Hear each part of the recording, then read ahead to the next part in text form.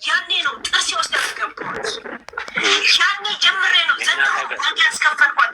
ጂጂ ገና ድዶን አስቀራታለሁ። በጂጂ ባደረግኩት ኤኒታይም ደስተኛ እናንተ። ጂጂ ዱባይ እየተዝናናች እንደሆነ ነገር እናንተ ለግል ክብራችሁ ተንቆራችሁ ይቅርታ ጠየቀች። ገብታችኋል። እኔ ለሰው ማልቀስ ይቅርታ ጠይቃ ነው። ከካደች እሷ ግዴታ ነው ግዴታ ነው።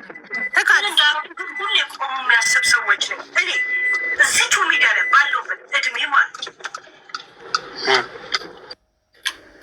ያ ስትነግዱና ተሰደድን ከሀገር ስትሉ አማራነቴን ትላላችሁ፣ ግን ለራሳችሁ ነው ክስ ስትመሰርቱ ያየ ነው። አማራ መስደብ አይደለም። እስተ ወለጋ ድረስ ሄዳ ሽጉጥ ደቅና ስታናግረው ቪዲዮ እያለን እየተናገረን አንድ ቀንም እንቅስቃሴ አልጀመራል። ግን ስትነግዱ በዘር ነው። እኔ ግን ለዘር ነው የቆምኩት፣ ለህዝብ ነው የቆምኩት። ገብቷችኋል?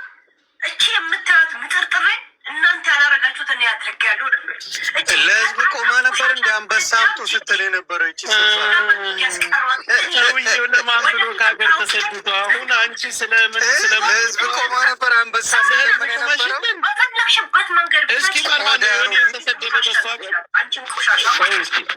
አንድ ደቂቃ አብዲ ሚዩት እናድርግ። ማን ነበር የሚሰድብ እዛ ቤት?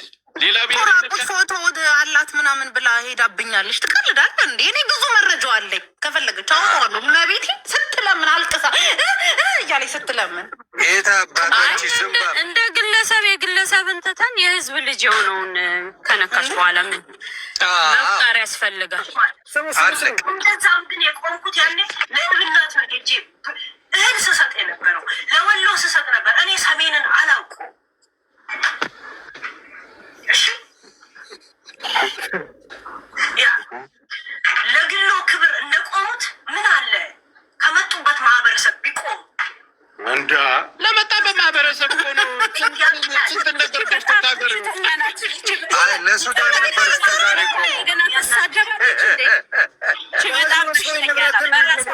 ሀብትና ንብረቱን ጥሎወጣው እኩል ህዝብ ለሱዳን ነበር የሚቆመው። ለእሷ ቤት እኮ እየተናገረች እኮ ለሱዳን ነው ሀገሩን ጥሎ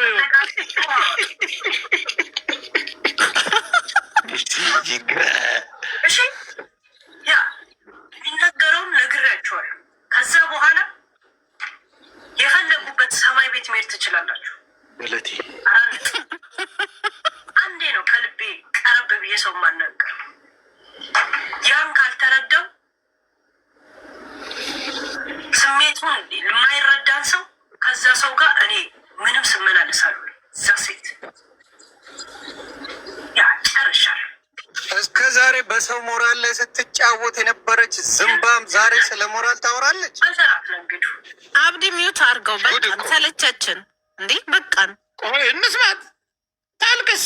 ከዛሬ ውጭ እድል ስለሌላት እና ወደ ሀሳብ እንገባለን። እየጨረሰች ነው። አታርስም። እሷ 6 ሰዓት ነው የምታወራው።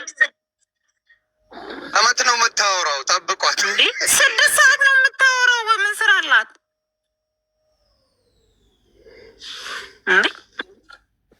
ተሰርባችኋል እያለች ነው። መረጃ ላይ እያለች ነው። ስሙት ነቃዮች ይንቀላችሁ እንደ ሄለኗ ስንቱ